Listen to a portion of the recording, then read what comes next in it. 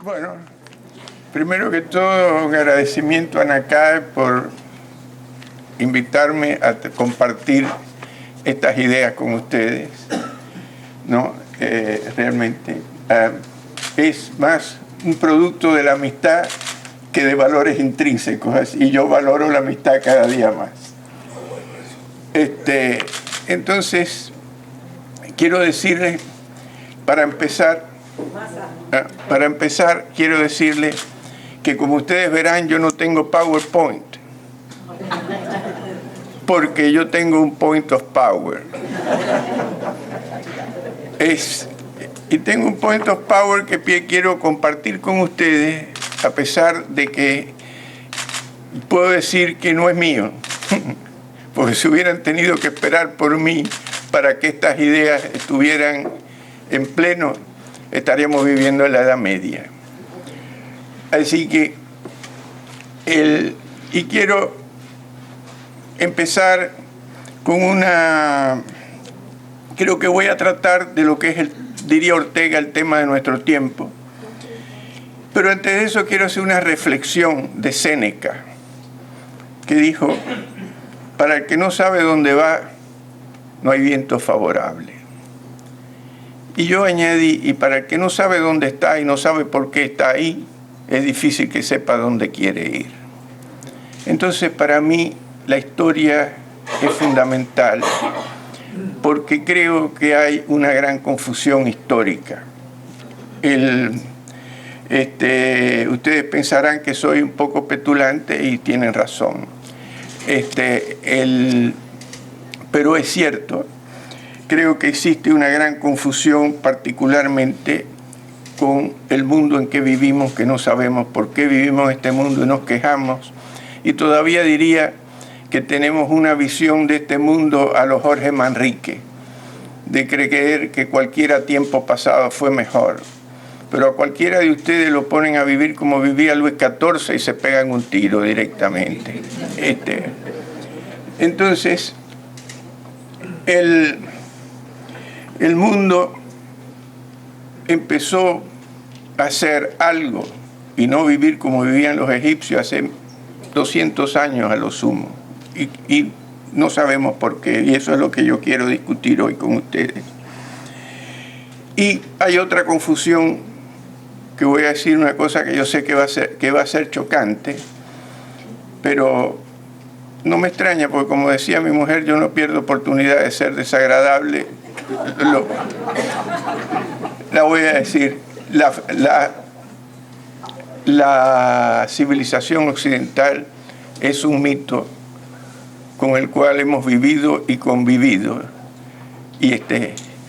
pero precisamente por el mito son muchos los muertos que están. Entonces, yo diría que la historia de la humanidad ha sido dramática y trágica, y realmente empezó a cambiar hace, como le dije antes, unos 200 años, hace poco, ya en 1956 escribió Popper, por quien yo tengo una gran admiración, y escribió que estábamos viviendo no en el mejor de los mundos, pero sí en el mejor mundo conocido. A esto le refutó Bertrand Russell, y le dijo que sí, que se había avanzado en la ciencia, pero no en la moral. Y Popper le contesta, dice: mire, somos buenos, y quizás demasiado buenos, pero también algo estúpidos. Y esa confluencia entre la bondad y la estupidez es lo que está en la base de los problemas que tenemos. Y yo creo que hay algo, porque muchas veces tenemos una teoría de las conspiraciones, y yo creo que se hacen muchas más cosas en este mundo por estupidez, que yo la defino no como la falta de inteligencia, sino la diferencia entre la inteligencia que uno tiene y la que uno se cree tener. Entonces, el primero que se dio cuenta de este fenómeno histórico es un señor por el cual yo no tengo ninguna admiración, que se llamó Karl Marx. Y Karl Marx, en el Manifiesto Comunista dice: la burguesía, por la cual él sentía un gran aborrecimiento, ¿no? La burguesía en solo 100 años de dominio ha creado más riquezas y más fuerzas productivas que todas las generaciones anteriores juntas. Y tenía razón, y esto lo demostró más recientemente Simon Kuznets en un libro que se llama Modern Economic Growth, o sea, el moderno crecimiento económico, donde dice: si el mundo hubiese crecido, si el per cápita del mundo hubiera crecido al 15% por década, que es más o menos 1,4 por año, si le damos para atrás, y él estaba hablando más o menos en 1960, si le damos para atrás 300 años, habría un ingreso per cápita de un 66% de los ingresos de los más altos que habían en el mundo. Y ya con un 20% de ese ingreso no sería posible vivir. Por lo tanto, lo cierto es que el mundo, a pesar de que nosotros creemos que hemos avanzado y que gracias a la civilización judeo-cristiana y la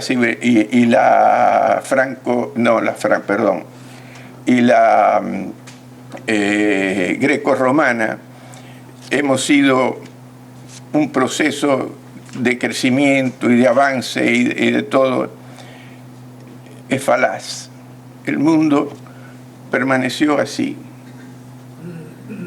y de pronto hizo así. Y la pregunta a contestar, y es trascendente, es: ¿qué fue lo que hizo cambiar al mundo? Y tenemos toda una serie de ideas, a mi juicio falaces también. Creemos en Weber, por ejemplo, ¿no? Ya Weber lo voy a discutir después, pero antes quiero destacar el hecho de que el mundo empezó a cambiar con una revolución que, no sé a ustedes, pero a mí no me la enseñaron nunca, que se llamó The Glorious Revolution. Sin embargo, a todos nos enseñaron como una revolución fantástica el crimen histórico de la Revolución Francesa. No, tanto que Lenin llegó a decir que los bolcheviques eran los jacobinos del siglo XX. Entonces, esta Glorious Revolution, porque de Inglaterra lo que se conoce es la revolución industrial, pero la revolución industrial fue consecuencia de una revolución ético, política y jurídica que vino de que finalmente se puso en práctica por primera vez en la historia las ideas de John Locke. Yo no quisiera cansarlos con la historia, pero es que si esto no se entiende, prácticamente es imposible entender el mundo que estamos viviendo y hacia dónde vamos. Y fue John Locke el primero que habló de los derechos individuales: a la vida, a la libertad, a la propiedad y el derecho del hombre a la felicidad, a la búsqueda de la felicidad. Que después esto lo recogió la Constitución americana. Y a partir de ahí empezó a cambiar Inglaterra, que hasta ese momento, no obstante que nosotros tenemos un complejo casi de inferioridad, aunque no es un complejo propio, porque decimos, nuestra cultura le echamos la culpa a los reyes católicos y a las carabelas, porque no vinimos en el, ¿cómo se llamaba el del barco de los americanos? En el Mayflower. Pero cada vez que decimos esto, en el fondo decimos nuestra, pero en el fondo estamos diciendo ellos, porque ninguno de nosotros se siente idiota. Entonces, y prácticamente, si decimos que es nuestra cultura, estamos diciendo nosotros somos idiotas y no tenemos ninguna solución. Y yo, perdónenme, mi petulancia me impide pensar que somos idiotas, por lo menos yo. Así que no concuerdo con esa teoría. Entonces, y lo que hay que tomar en cuenta es que la economía no es un proyecto, sino un resultado. Durante muchísimo tiempo, La guerra era todo. La ética era lo único que importaba, ¿no? Y esto está desde Platón, siguiendo prácticamente con Rousseau, con Kant, Hegel. Marx lo planteó de otra manera, pero estábamos en la misma línea. Después vamos a ver a Marx un poco más, porque aunque ustedes no lo crean, Marx está presente, ¿no? A través de la socialdemocracia. Entonces, lo que hay que reconocer es que hubo una ruptura entre la filosofía política franco-alemana y la filosofía política angloamericana. Ese cambio sideral fue, por eso dije que no existía la civilización occidental, porque en el occidente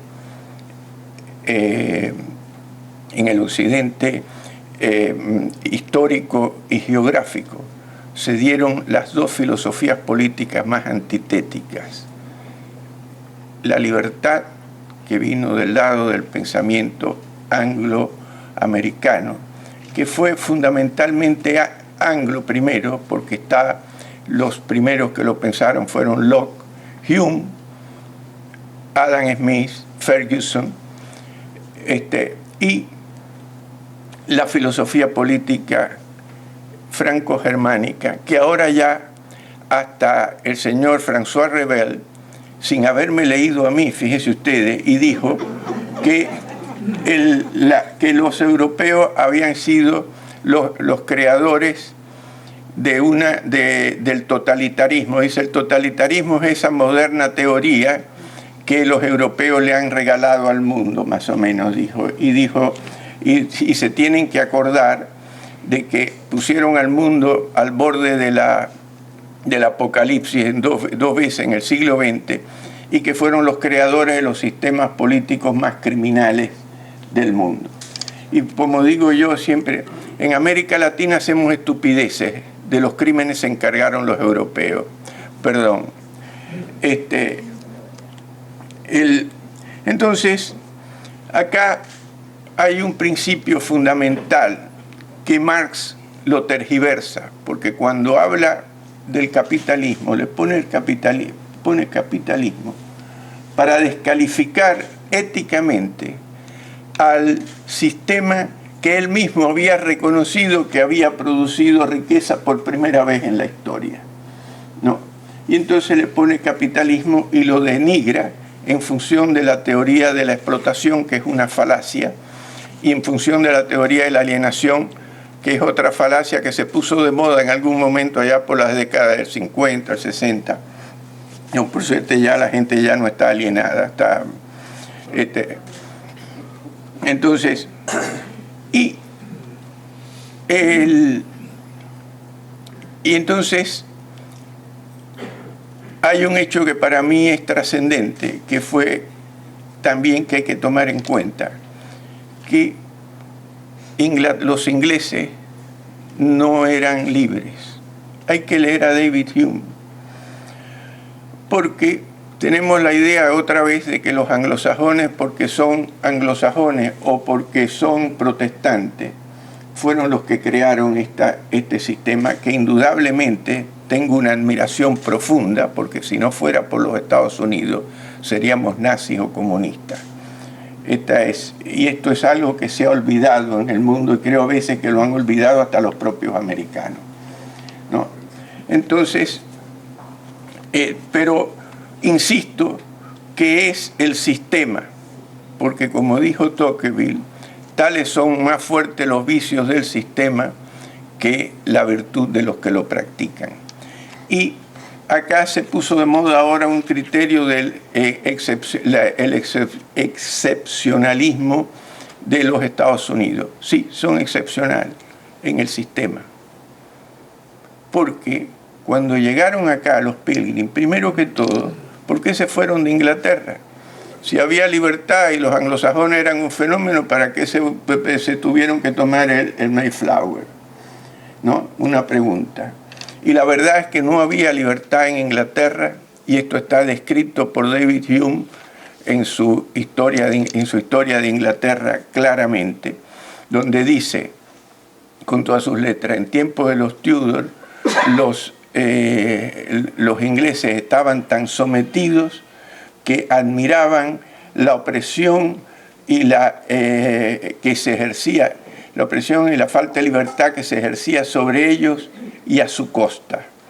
Y también dice, y si hubiéramos seguido siendo con el sistema que teníamos durante Isabel I, seríamos tan pobres como la costa de Bavaria.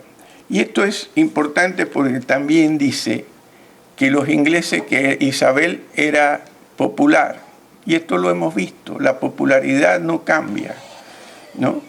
Y dice, y esta es una prueba de que a los ingleses no les interesaba la libertad en ese momento, porque no había libertad. Estaba, en ese momento en Inglaterra estaba la corte del Star Chamber, ¿no? Que es una corte que la manejaba la reina. Cuando querían condenar a alguien, la reina iba y la condenaba. O sea, no había separación entre el poder judicial y había la corte del High Commission, que se encargaba de la, ¿cómo se llama? Se encargaba de la Inquisición en Inglaterra, que la había también. Porque quiero decir que los protestantes no es que fueran más buenos, como dijo Elston en un libro que se llama Reformation Europe, dijo, ni Calvino ni Lutero propusieron nada para ampliar el ojo de la aguja. No sé si está claro lo que estoy diciendo. Bueno, entonces, y aparte de esto, si la revolución industrial pasó en Inglaterra, tendría que haber pasado en Alemania, que fue donde se dio donde se produjo el primer protestantismo con el señor Lutero, y no fue en Alemania, que fue uno de los países más atrasados de Europa hasta fines del siglo XIX, prácticamente, con Bismarck, que vino Bismarck. Y sin embargo se dio en Inglaterra, donde la religión, como ustedes saben, la religión anglicana fue el producto no de un criterio teológico, sino primero fue como consecuencia de que Enrique VIII no quería seguir pagando diezmos y primicias a la Iglesia de Dios, quería cobrarlas él. Y de paso inventó el divorcio vincular, desvinculaba la cabeza de las mujeres de él de los cuerpos de las mujeres, ¿no? Entonces, y además de eso, el anglicanismo siguió siendo la religión obligatoria, no había libertad religiosa, y por eso cuando vino Cromwell hizo lo mismo pero con lo otro, porque también mucha gente ha confundido la Glorious Revolution con la revolución de Cromwell, que como dice Hume también, por quien yo tengo el mayor respeto y que creo que ha tenido una influencia enorme en el pensamiento americano, que no lo citaron, dice, nunca se había visto más destrozos hechos por alguien que supuestamente estaba en la lucha por la libertad, y por eso dijo también algo así, cuidado con esa gente que está dispuesta a morir por sus ideales, porque generalmente matan. No, el individuo estaba muy... y quiero rescatar el otro aspecto del pensamiento de Hume que influenció a los Estados Unidos, a pesar de que ninguno lo citó, porque Hume era agnóstico, y eso era un pecado mortal político en su época. Entonces, él dijo,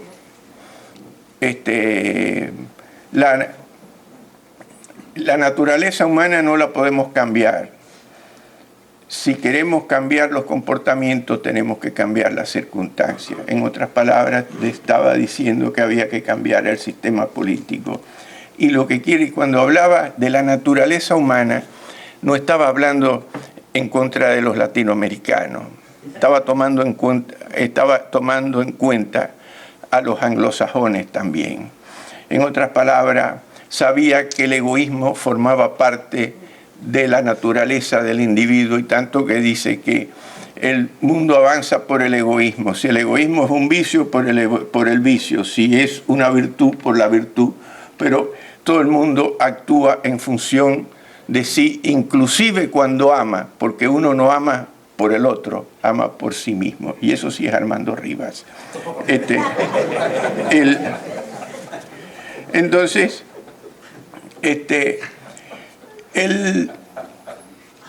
todos estos antecedentes los estoy poniendo porque los americanos siguieron este pensamiento y lo empezaron a partir de 1787. Hasta 1787 los anglosajones estaban tan atrasados o más atrasados que los países de América Latina, ¿no? Y conseguir hacer la Constitución, les recomiendo que lean un libro que se llama The Miracle of Philadelphia, ¿no?, donde dice Catherine Drinker Bowen, donde explicita todos los problemas que tuvieron los americanos para hacer la Constitución de 1787. Y les quiero leer algo que dice Madison. Dice: los legisladores estaduales se han convertido en una babel de mentes estrechas de intereses parroquiales. Sus miembros son hombres de intereses egoístas y de comprensión limitada que promulgan leyes injustas, y todo ello impunemente, ya que no había limitación alguna para una visión de bien público o en lo que ello pudiera consistir. No estaba hablando de los latinoamericanos, eran todos anglosajones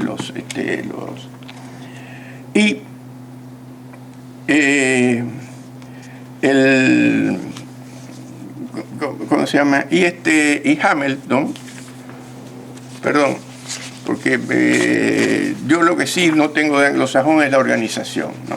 Ustedes me lo van a perdonar.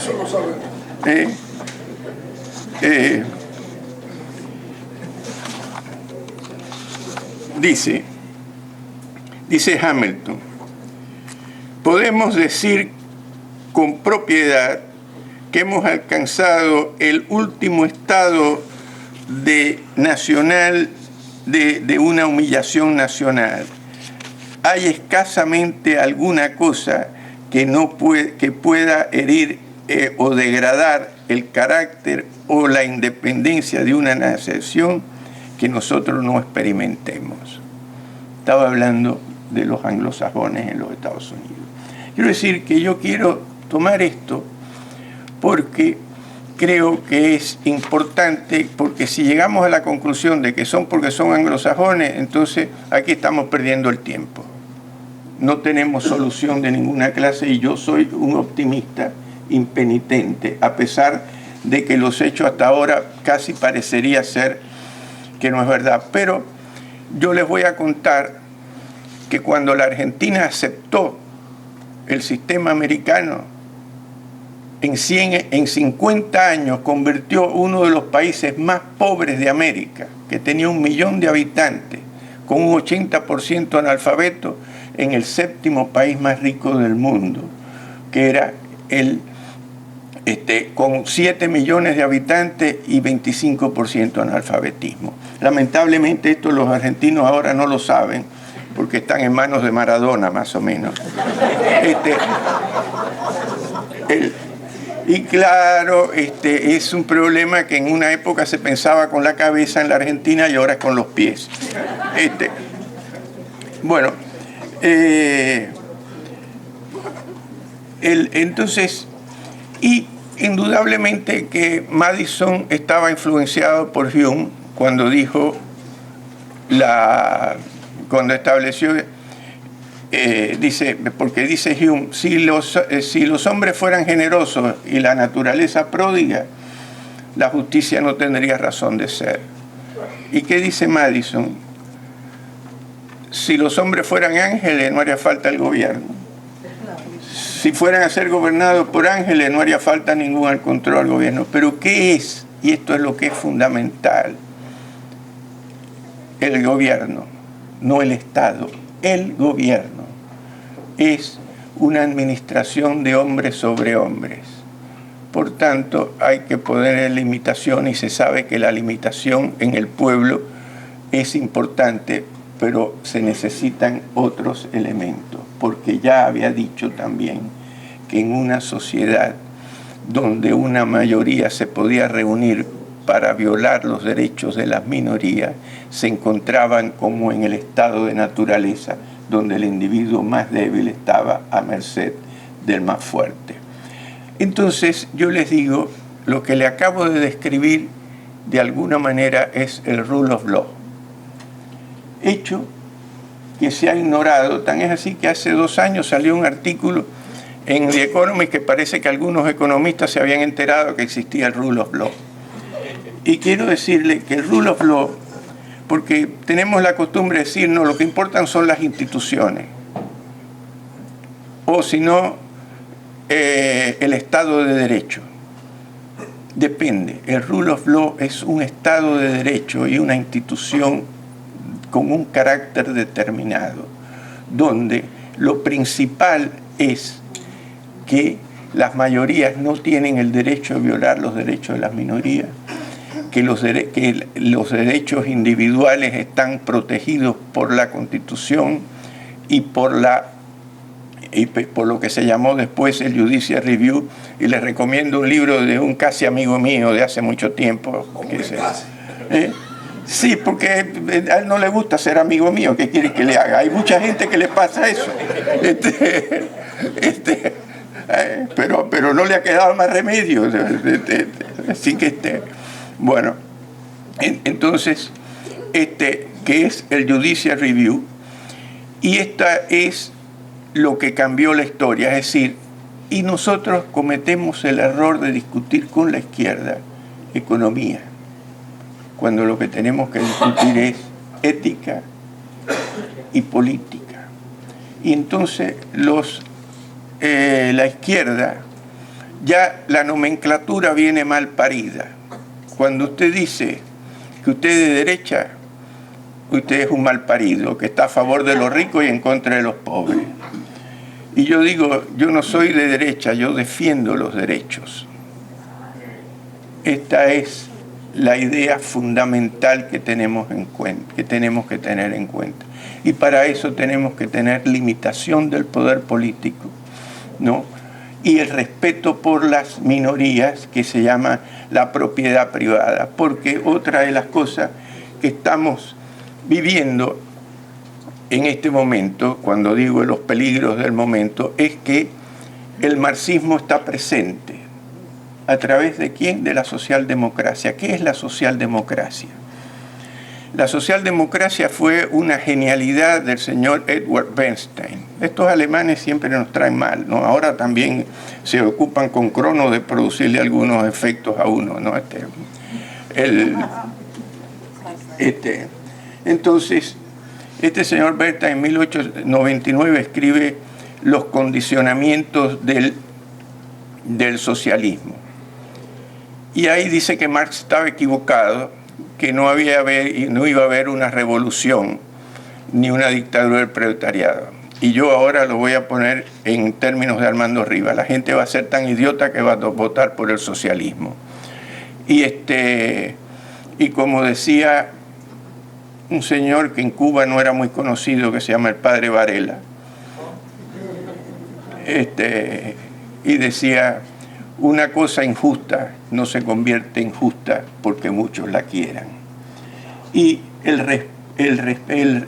no se quiere reconocer que donde no hay respeto por los derechos individuales no hay generación de riqueza.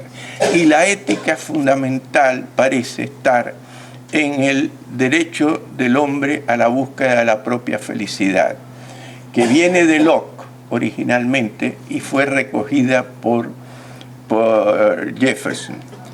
Y ese derecho es fundamental porque ese es el reconocimiento ético de los intereses privados, donde admitimos a priori que los intereses privados son contrarios al interés general, lo único que tenemos es el interés particular de los gobiernos para tener el poder absoluto. Y esto es lo que está pasando, y por eso insisto que tenemos que discutir que los derechos individuales no son los derechos humanos. Es cierto que dentro de la Declaración internacional de los derechos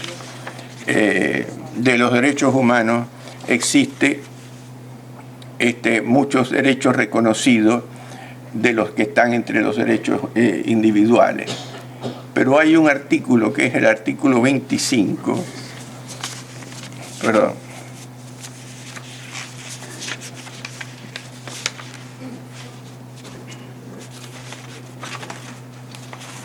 ¿qué dice? Dice el artículo 25, dice: toda persona tiene derecho a un nivel de vida adecuado que le asegure, así como a su familia, la salud y el bienestar, y en especial la alimentación, el vestido, la vivienda, la asistencia médica y los servicios sociales necesarios.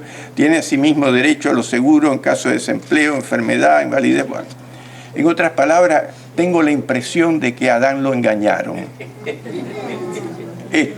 Le dijeron, no, que tenía que ganar el pan con el sudor de su frente. No sabía que la podía ganar con el sudor de la frente de los demás. Y esto es lo que está pasando en Europa. Y lamentablemente el riesgo que estamos corriendo es que la izquierda tiene esa habilidad de hacer creer que la crisis americana ha sido producto del capitalismo. Que quiero decirle que en Europa enseñan a los chicos en Francia y en Alemania que el capitalismo es criminal, es neoliberal y es americano, ¿no? Porque tenemos que entender que los europeos no les gustan los americanos, ¿no? Y nunca han creído en el sistema. Lo inventaron no, cuando hicieron la Unión Europea, los que se reunieron originalmente con moneda a la cabeza, trataron de hacer una especie de país semejante a los Estados Unidos. Pero como dice Paul Johnson, con el tiempo, paulatinamente, lo fueron desconociendo. Y la verdad es que Europa hoy tiene un gasto público que está arriba del 50% del Producto Bruto.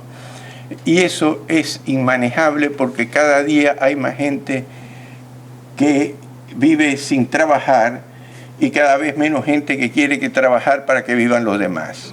Este es un pequeño detalle. Y esta es la situación que están. Mientras que en los Estados Unidos, de acuerdo con mi teoría, la crisis fue un invento de la demagogia del señor Carter, cuando dijo que todos los americanos tenían derecho a tener una casa, o estaba con el artículo 25, ¿no? Y entonces, por supuesto, empezó porque, como escribe Minsky, ¿no?, el sistema financiero es proclive a la especulación. ¿Y qué es la especulación pura? Cuando uno compra bienes no para usarlos, sino para revenderlos, y compra acciones no por la renta, sino para revenderlas también, ¿no? Entonces, ¿y qué pasó? Cuando le crearon toda el Fannie Mae y el Freddie Mac, empezó el tema de los subprime, ¿no? Y porque obligaban a estos a prestarle a gente que tenía el ingreso del 60% menor que el promedio de la zona. Entonces, lógicamente, se produjo. Yo de todas maneras, creo que la crisis americana se está superando. Ahora ya se dice que va a crecer un 4%. La europea tengo mis dudas, porque otro que también escribe cosas sin leerme a mí, le aseguro que dijo lo mismo, fue Guy Sorman. Y escribió: la crisis europea no es económica ni financiera, es ideológica. Y como que todos piensan lo mismo, es muy difícil que salgan de ella. Esta es la situación. Y esta es la preocupación que tengo, es que además de esto, en los propios Estados Unidos, me parece como que se han olvidado de los principios de los Founding Fathers, no en el manejo de la crisis, que creo que han hecho bien, porque yo creo que la teoría monetaria hay que adaptarla a la realidad del momento. La teoría monetaria se hizo en gran medida cuando el gasto público no era más del 10, el 15% del Producto Bruto. Cuando el gasto público llega al 50 o 40 y pico por ciento del Producto Bruto, querer parar la inflación con control monetario, lo único que hace es destrozar al sector privado. Y esto también lo escribió, sin leerme, el señor George Gilder en un libro que se llama Riqueza y Pobreza. Entonces, yo insisto que estamos un tanto confundidos porque aparte de eso no conocemos qué está pasando en la China. Si en la China fueran comunistas, como dicen, no estarían creciendo al 10% por año. Porque Europa con el socialismo, ¿sabe cuánto crecía en los últimos 10 años? Al 1, 1,5%, a lo sumo el 2%. Y aparte de eso tenían un desempleo que era el doble del de los Estados Unidos en todo ese periodo. No. Entonces, yo creo que los chinos han aprendido algo de David Hume también, que dijo que la riqueza de tu vecino no te perjudica, sino que al contrario te beneficia, porque nada puedes hacer con un vecino que es paupérrimo.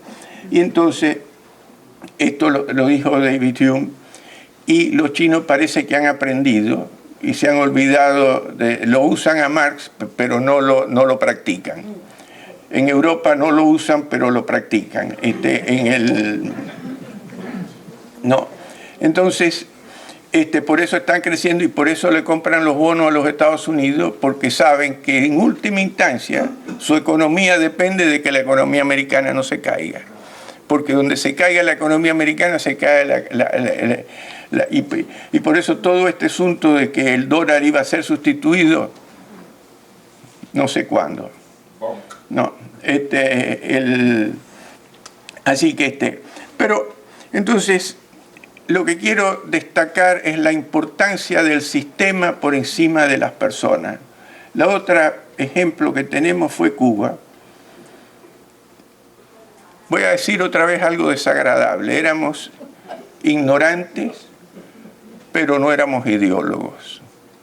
Y como que no éramos ideólogos, Cuba en esos 50 años cuando llegó este señor, tenía el estándar de vida más alto de América Latina. Esto está en las cifras de las Naciones Unidas, si lo quieren leer. Además, que nosotros nos creíamos también un fenómeno, ¿no? Los argentinos creen que son ellos, pero no. No. Pero nuestra ignorancia permitió que cuando llegara este señor salieran a gritar Cuba sí, yanquis no. Bueno, ahí tienen Cuba sí. Y esto es algo que hay que tener muy en cuenta, porque en el fondo, inclusive hoy, los que están en contra de Fidel Castro, los dos movimientos que hay, que son el Varela y el otro, que no me acuerdo ahora cómo se llama, espera un momentito.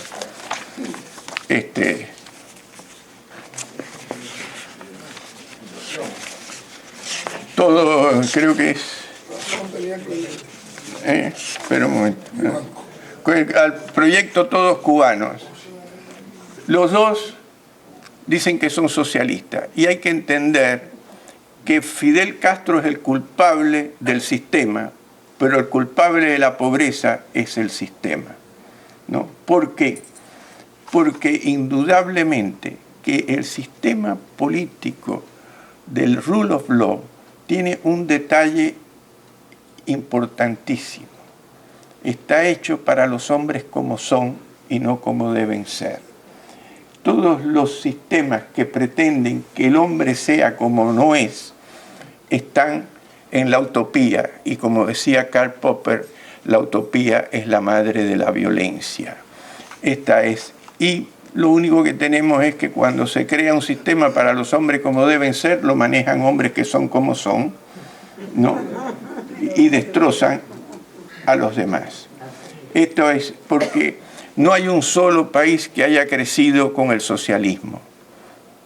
Europa creció después de la Segunda Guerra Mundial, entre otras cosas porque los americanos también, en una excepcionalidad, el único país que gana una guerra y a los vencidos, en lugar de pedirle reparaciones, les repara la economía, fueron los Estados Unidos de América. Y no digo porque los americanos son buenos, tuvieron la inteligencia de darse cuenta precisamente de lo que dijo Hume. Tener a Europa destruida no le beneficiaba a ellos tampoco. Así que no, pero estas son cosas que hay que... Yo no estoy predicando virtudes, sino soluciones a pesar de las no virtudes. Esto es lo que estoy tratando de decir, ¿no? Las virtudes son para ir al cielo, no sé, pero para estar en la tierra tenemos que tomar en cuenta que los virtuosos son muy pocos. Yo no estoy entre ellos, digo.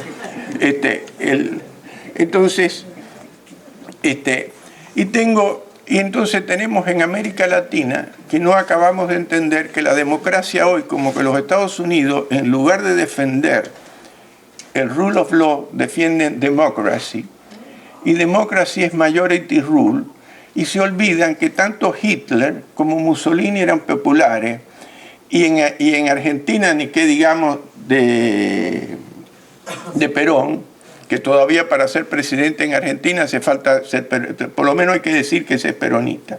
Después uno puede ser lo que quiera, pero hay que decir que es peronista. Y en Cuba Fidel Castro no podemos negar de que estaba, y como teníamos, yo digo que teníamos una enmienda plan mental, decíamos, no, creen que los americanos van a permitir un sistema comunista a 90 millas, pero lo que no sabíamos es que iba a venir Kennedy. No, y los Kennedy son unos personajes históricos, ¿no? Que ahora lo quieren salvar y toda esta cuestión, pero a Kennedy le debemos toda la guerrilla en América Latina que se financió y se entrenó en Cuba, ¿no? Así que y después a Carter le debemos el tema que tenemos con el Medio Oriente, con los mullahs, gracias a que estaba influenciado por un individuo que creo que está asesorando al presidente Obama, que se llama Zbigniew Brzezinski. Y Zbigniew Brzezinski dijo que él era marxista porque el marxismo era la mejor forma de entender al mundo y toda esta cuestión. No es que me lo dijo a mí, lo escribió en un libro que se llama La Era de Between Two Ages, the Technotronic Era. Y él fue quien insistió para sacar al Shah de Irán, y vinieron los mullahs. Y como dice la Kirkpatrick, el Departamento de Estado parece que se opone a los dictadores que están a favor de los Estados Unidos y defiende a los dictadores que están en contra, ¿no? Bueno, y América Latina está en este momento en una problemática porque el socialismo, que yo le llamo con perdón de mi amigo Beato, el socialismo yo le digo que es la denominación que le dio el iluminismo a la demagogia. Si uno lee, no le voy a leer a Aristóteles porque no tengo demasiado tiempo, me dijeron que tenía que hablar poco,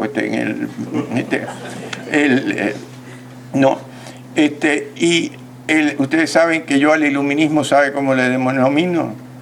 El oscurantismo de la razón, porque cuando la razón se hizo absoluta llegó el totalitarismo, ¿no? Y esto, como lo digo, ahora también lo escribió Peter Drucker, que tampoco creo que me leyó, pero pero ¿qué le digo? ¿No? Entonces, esto es lo que está vigente como ética, porque como dijo Thomas Sowell, la izquierda se ha apropiado de la ética, y el que está en contra de la izquierda no solamente es el que está en contra de la izquierda no solamente es está equivocado, sino que es un pecador. En el caso mío, lo de pecador es cierto, lo que no es cierto es que esté equivocado. Soy un pecador frustrado, le quiero decir. Entonces, y quiero señalar otro hecho que estamos viviendo, que es un error a mi juicio de política de Estados Unidos, que es el problema de la droga. Los americanos tendrían que haber aprendido ya de su experiencia con el alcohol que el crear y hacer la prohibición de la venta de droga y el permiso para que uno la pueda consumir es crear el mercado para crear el mejor negocio del mundo, que hoy es más negocio prácticamente que los...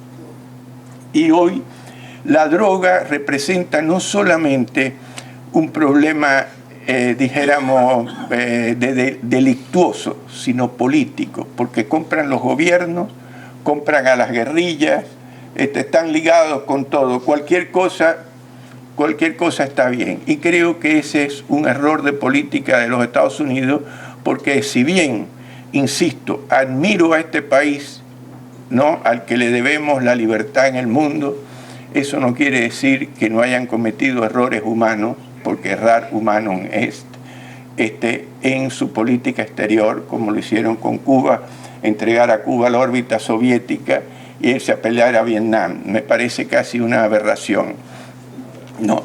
Entonces, creo que tenemos un peligro latente, que es la incomprensión del sistema que genera la libertad y que como consecuencia de ella genera la riqueza. La dádiva lo único que hace es generar la riqueza de los que dan, no de los que reciben. Señores, me dijeron que ya había hablado más de la cuenta, así que aquí.